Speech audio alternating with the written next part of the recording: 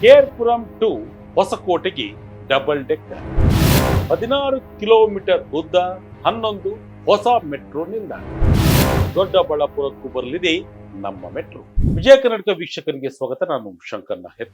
ಬೆಳೆಯುತ್ತಿರುವ ಬೆಂಗಳೂರಿಗೆ ಈಗ ಮೆಟ್ರೋವೇ ಜೀವ. ದಿನೇ ದಿನೇ ವಿಸ್ತಾರವಾಗುತ್ತಿರುವ ಈ ಮಹಾನಗರದ ಟ್ರಾಫಿಕ್ ಸಮಸ್ಯೆಗೆ ಶಾಶ್ವತ ಪರಿಹಾರ ನೀಡಲು ಬಿಎಂಆರ್ಸಿಎಲ್ ಈಗ ಒಂದು ಬೃಹತ್ ಸಾಹಸಕ್ಕೆ ಕೈ ಹಾಕಿದೆ. ಕೇವಲ ನಗರದ ಒಳಗಷ್ಟೇ ಅಲ್ಲ, ಈಗ ಬೆಂಗಳೂರಿನ ಹೊರವಲಯದ ಪ್ರಮುಖ ಉಪನಗರಗಳಾದ ಹೊಸಕೋಟೆ ಮತ್ತು ದೊಡ್ಡಬಳ್ಳಾಪುರಕ್ಕೂ ನಮ್ಮ ಮೆಟ್ರೋ ಲಗ್ಗೆ ಇಡಲು ಸಜ್ಜಾಗಿದೆ. ಕೇರ್ಪುರಂನಿಂದ ಹೊಸಕೋಟೆವರೆಗೆ ಬರೋಬ್ಬರಿ 16 ಕಿಲೋಮೀಟರ್ ಉದ್ದದ ಅದ್ಭುತ ಡಬಲ್ ಡೆಕ್ಕರ್ ನಿರ್ಮಾಣ ಮಾಡಲು ಪ್ಲಾನ್ ರೂಪಿಸಲಾಗಿದೆ. ಅತ್ತ ಕೈಗಾರಿಕಾ ಹಬ್ ಆಗಿ ಬೆಳೆಯುತ್ತಿರುವ ದೊಡ್ಡಬಳ್ಳಾಪುರಕ್ಕೂ ಮೆಟ್ರೋ ಸಂಪರ್ಕ ಕಲ್ಪಿಸುವ ಕುರಿತು ಸರ್ಕಾರ ಗಂಭೀರ ಚಿಂತನೆ ನಡೆಸಿದೆ. ಡಬಲ್ ಡೆಕ್ಕರ್ ರೆಡಿ ಆದ್ರೆ ಬೆಂಗಳೂರಿನ ಟ್ರಾಫಿಕ್ ಚಿತ್ರಣವೇ ಸಂಪೂರ್ಣ ಬದಲಾಗಲಿದೆ. ಹಾಗಾದ್ರೆ ಏನಿದು ಹೊಸ ಯೋಜನೆ? ಯಾವೆಲ್ಲ ಭಾಗಗಳಿಗೆ ಮೆಟ್ರೋ ಸಿಗುತ್ತೆ? ಎಲ್ಲೆಲ್ಲಿ ಟ್ರಾಫಿಕ್ ಕಡಿಮೆ ಆಗುತ್ತೆ? ಡೀಟೇಲ್ ಆಗಿ ನೋಡೋಣ ಬನ್ನಿ.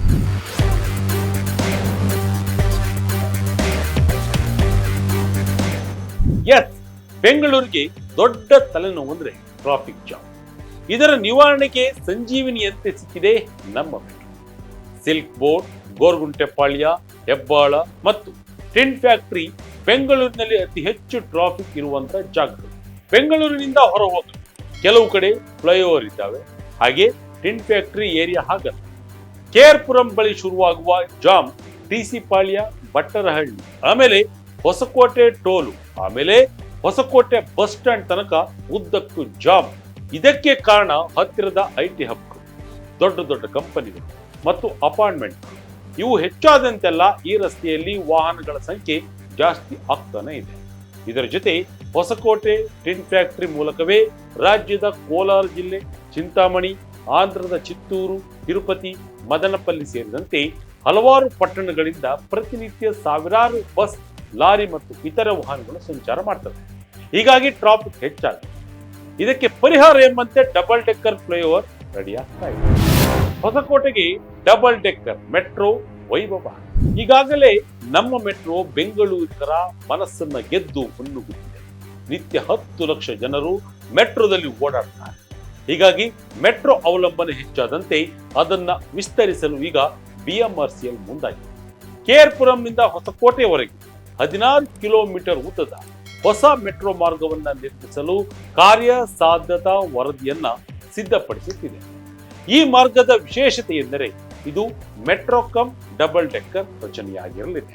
ಅಂದರೆ ಈ ಕಾರಿಡಾರ್ನಲ್ಲಿ ಒಂದೇ ಪಿಲ್ಲರ್ ಮೇಲೆ ಕೆಳಭಾಗದಲ್ಲಿ ವಾಹನಗಳ ಸಂಚಾರಕ್ಕೆ ರಸ್ತೆ ಅಥವಾ ಫ್ಲೈಓವರ್ ಇದ್ದರೆ ಅದರ ಮೇಲ್ಭಾಗದಲ್ಲಿ ಮೆಟ್ರೋ ರೈಲು ಸಂಚಾರ ಮಾಡಲಿದೆ. ಇದು ಜಾಗದ ಉಳಿತಾಯದ ಜೊತೆಗೆ ಸಂಚಾರ ದಟ್ಟಣೆಯನ್ನ ಗಣನೀಯವಾಗಿ ಕಡಿಮೆ ಮಾಡಿದೆ. ಈ ಪ್ರಸ್ತಾವಿತ ಮಾರ್ಗವು ಪ್ರಸ್ತುತ ಇರುವ 43 ಕಿಲೋಮೀಟರ್ ಉದ್ದದ ಚಲ್ಲಘಟ್ಟ ವೈಟ್ ಫೀಲ್ಡ್ ಪರ್ಪಲ್ ಲೈನ್ ನ ವಿಸ್ತರಣೆಯಾಗಿದೆ. ದೆಹಲಿ ಮೂಲದ ಇಂಟ್ರೋಸಾಫ್ಟ್ ಸೊಲ್ಯೂಷನ್ ಪ್ರೈವೇಟ್ ಲಿಮಿಟೆಡ್ ಈ ಮಾರ್ಗದ ವರದಿಯನ್ನ ತಯಾರಿಸುತ್ತಿದೆ. ಈ ಮೊದಲು ವೈಟ್ ಫೀಲ್ಡ್ ನಿಂದ ಹೊಸಕೋಟೆಗೆ ಸಂಪರ್ಕ ಕಲ್ಪಿಸುವ ಯೋಜನೆ ಇದೆ. ಆದರೆ ಕೇರ್ಪುರವು ಪ್ರಮುಖ ಜಂಕ್ಷನ್ ಆಗಿರುವುದರಿಂದ ಅಲ್ಲಿಂದಲೇ ವಿಸ್ತರಣೆ ಮಾಡುವುದು ಸೂಕ್ತ ಎಂದು ಬಿಎಂಆರ್ಸಿಎಲ್ ನಿರ್ಧರಿಸಿದೆ. ಹೊಸದಾಗಿ 11 ನಿಲ್ದಾಣ ನಿರ್ಮಾಣ. ಕೇರ್ಪುರಂ ಹಾಗೂ ಹೊಸಕೋಟೆ ಮಧ್ಯೆ ಅಂದ್ರೆ 16 ಕಿಲೋಮೀಟರ್ ವ್ಯಾಪ್ತಿಯಲ್ಲಿ ಒಟ್ಟು 11 ಪ್ರಮುಖ ನಿಲ್ದಾಣಗಳನ್ನ ಗುರುತಿಸಲಾಗಿದೆ. ಈ ನಿಲ್ದಾಣಗಳು ಆಯಕಟ್ಟಿನ ಸ್ಥಳಗಳಲ್ಲಿದ್ದರೂ ಸಾರ್ವಜನಿಕರಿಗೆ ಹೆಚ್ಚಿನ ಅನುಕೂಲ ನೀಡಲಿದೆ. KR Puram ITI Bhavan, TC Palya gate, Battarahalli junction, Medahalli junction, Avalahalli, Budigere cross, Kattamanallur gate, flyover, Hoskote toll plaza, KB circle, ಸರ್ಕಾರಿ ಆಸ್ಪತ್ರೆ ಹೊಸಕೋಟೆ, ಒಟ್ಟು 11 ಪ್ರಮುಖ ನಿಲ್ದಾಣಗಳು ಬರಲಿವೆ. ರಿಯಲ್ ಎಸ್ಟೇಟ್ ಹಾಗೂ ಆರ್ಥಿಕ ಅಭಿವೃದ್ಧಿ. ಹೊಸಕೋಟೆ ಭಾಗದಲ್ಲಿ ಮೆಟ್ರೋ ಬರುವುದರಿಂದ ಕೇವಲ ಸಂಚಾರವಷ್ಟೇ ಸುಲಭವಾಗುವುದಿಲ್ಲ, ಬದಲಾಗಿ ಆರ್ಥಿಕವಾಗಿಯೂ ಈ ಭಾಗ ಬಲಿಷ್ಠವಾಗುತ್ತದೆ. ಬಿಎಂಆರ್ಸಿಎಲ್ ಅಧಿಕಾರಿಗಳ ಪ್ರಕಾರ Bengaluru Chennai express way, satellite ring road ಮತ್ತು ಪ್ರಸ್ತಾವಿತ ಬೆಂಗಳೂರು ಬಿಸಿನೆಸ್ ಕಾರಿಡಾರ್ಗಳ ಕಾರಣದಿಂದ ಹೊಸಕೋಟೆ ಸುತ್ತಮುತ್ತ ರಿಯಲ್ ಎಸ್ಟೇಟ್ ಬೆಲೆಗಳು ಈಗಾಗಲೇ ಏರಿಕೆ ಕಂಡಿವೆ. ಮೆಟ್ರೋ ಬಂದಲ್ಲಿ ಈ ಭಾಗವು ಮುಂದಿನ ಗ್ರೇಟರ್ ಬೆಂಗಳೂರಿನ ಕೇಂದ್ರ ಬಿಂದುವಾಗಿರಲಿದೆ. ಕಾರ್ಯಸಾಧ್ಯತಾ ವರದಿಯ ಸಂಚಾರ ವಿಶ್ಲೇಷಣೆ, ವೆಚ್ಚದ ಅಂದಾಜು ಮತ್ತು ಪರಿಸರ ವಿಶ್ಲೇಷಣೆಯನ್ನ ಒಳಗೊಂಡಿರುತ್ತದೆ. ನಂತರ ಸವಿಸ್ತಾರ ಯೋಜನಾ ವರದಿ ಸಿದ್ಧಪಡಿಸುವಾಗ ಮಣ್ಣಿನ ಪರೀಕ್ಷೆಯನ್ನು ಕೂಡ ನಡೆಸಲಾಗುತ್ತದೆ. ದೊಡ್ಡಬಳ್ಳಾಪುರಕ್ಕೂ ಬರುತ್ತೆ ಮೆಟ್ರೋ.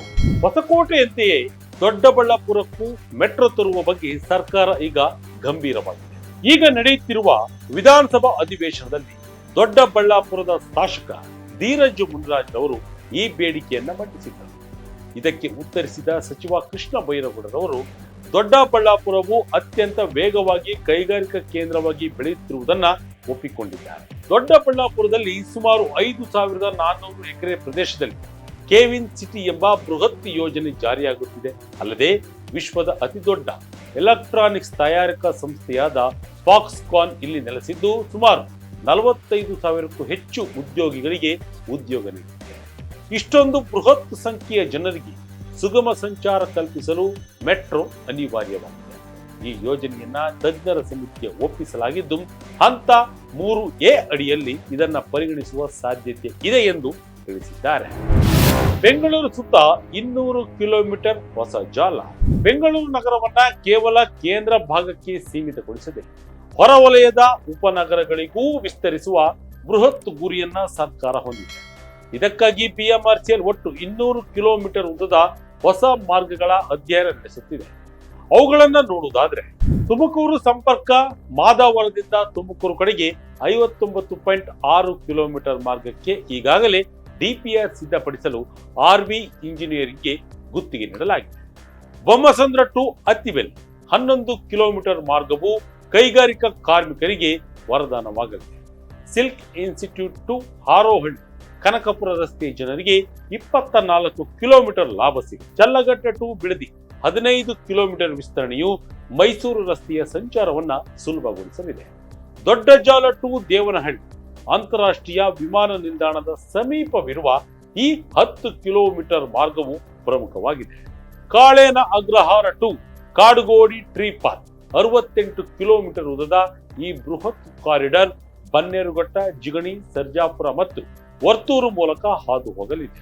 ಇದು ನಗರದ ಅತ್ಯಂತ ಉದ್ದದ ಒಳವೃತ್ತದ ಮೆಟ್ರೋ ಮಾರ್ಗಗಳಲ್ಲಿ ಒಂದಾಗಲಿದೆ. ಭವಿಷ್ಯದ ಬೆಂಗಳೂರು ಹೇಗಿರಲಿದೆ? ಈ ಎಲ್ಲ ಯೋಜನೆಗಳು ಕೇವಲ ಕಾಗದದ ಮೇಲಷ್ಟೇ ಇಲ್ಲದೆ ಕಾರ್ಯರೂಪಕ್ಕೆ ಬಂದಲ್ಲಿ ಬೆಂಗಳೂರಿನ ಟ್ರಾಫಿಕ್ ಸಮಸ್ಯೆ 50%ಕ್ಕೂ ಹೆಚ್ಚು ಕಡಿಮೆಯಾಗಲಿದೆ. ಜನರು ಹೊಸಕೋಟೆ ಅಥವಾ ದೊಡ್ಡಬಳ್ಳಾಪುರದಲ್ಲಿ ವಾಸವಿದ್ದು ಬೆಂಗಳೂರಿನ ಕೇಂದ್ರ ಭಾಗಕ್ಕೆ ಕೇವಲ 40ರಿಂದ 50 ನಿಮಿಷಗಳಲ್ಲಿ ಬಂದು ತಲುಪಬಹುದು. ಇದು ನಗರದ ಮೇಲಿರುವ ಜನಸಂಖ್ಯೆಯ ಒತ್ತಡವನ್ನ ಕಡಿಮೆ ಮಾಡಿ ಉಪನಗರಗಳ ಅಭಿವೃದ್ಧಿಗೆ ಪೂರಕವಾಗಲಿದೆ. ಅಲ್ಲದೆ ಪರಿಸರ ಮಾಲಿನ್ಯ ತಡೆಗಟ್ಟುವಲ್ಲಿ ವಿದ್ಯುತ್ ಚಾಲಿತ ಮೆಟ್ರೋ ರೈಲುಗಳು ಪ್ರಮುಖ ಪಾತ್ರ ವಹಿಸಲಿವೆ. ಆದಷ್ಟು ಬೇಗ KR Puram to Hoskote double decker flyover ಆಗಿ ರೆಡಿಯಾದರೆ ಬೆಂಗಳೂರು ಮಂದಿಗೆ ಅನುಕೂಲವಾಗಲಿದೆ. ಇದಾಗಿತ್ತು ಈ ಕ್ಷಣದ ಇಂಟ್ರೆಸ್ಟಿಂಗ್ ಸ್ಟೋರಿ. ಇದೇ ರೀತಿಯ ಸ್ಟೋರಿಗಾಗಿ Vijaya Karnataka website, YouTube page, Facebook page follow ಮಾಡ್ತಾ ಇರಿ. ಧನ್ಯವಾದ.